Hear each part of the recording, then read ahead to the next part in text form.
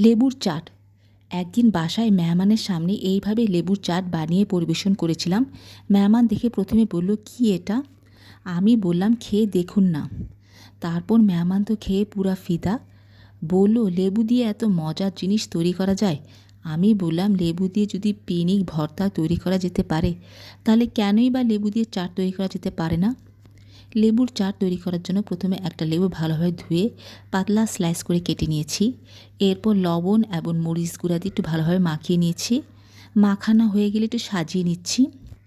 এখন প্রথমে দিয়ে দিব শসা কুচি, এরপর দিয়ে দিচ্ছি পেঁয়াজ কুচি, কাঁচামরিচ কুচি, সবশেষে দিয়ে দিলাম ধনেপাতা কুচি।